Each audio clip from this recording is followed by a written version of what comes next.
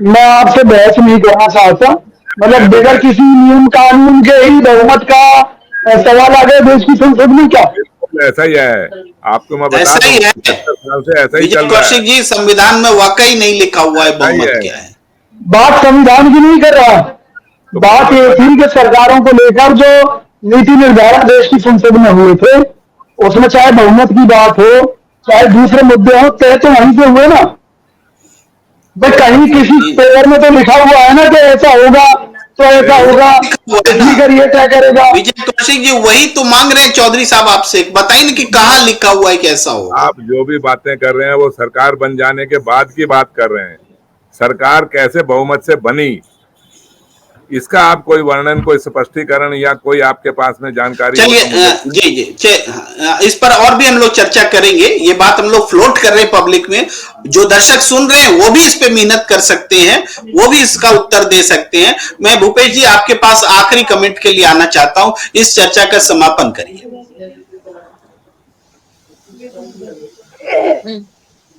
मेरी आवाज आ रही? जी जी बिल्कुल।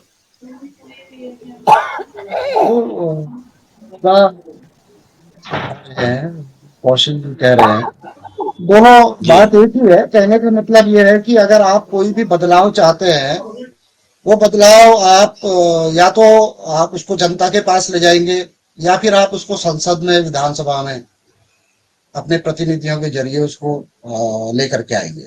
और अगर आप इस तरह की बहुमत को लेकर के अगर कोई स्पष्ट नहीं है, लेकिन एक परंपरा तो चली आ रही है, और लगभग 75-78 जितने साल हमको संविधान को स्वीकार किए हो गए हैं, और जब से सरकारें बननी शुरू हुई तब से चली आ रही है।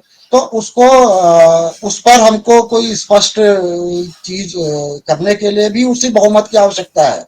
ये कहने का मतलब है कौशिक जी का कि अभी जी फिलहाल तो जी हमको उसी बहुमत की आवश्यकता होगी। बिल्कुल बिल्कुल बिल्कुल। अगर हम उस पर बात भी करें तो उससे पहले हमको वो बहुमत चाहिए, जो भी सरकार उस पर तभी, या फिर हम उसको जनता के बीच में ले जाएं।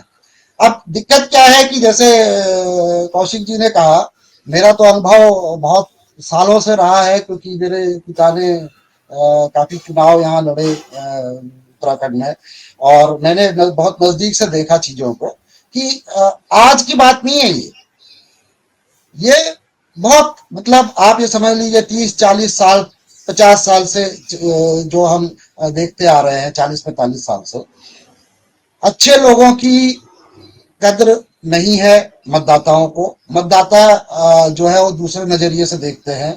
वो कहते हैं कि बहुत अच्छा आदमी है, लेकिन ये जीत जाएगा तो हमारा काम नहीं करेगा क्योंकि ये अच्छा है। आप समझ रहे बात?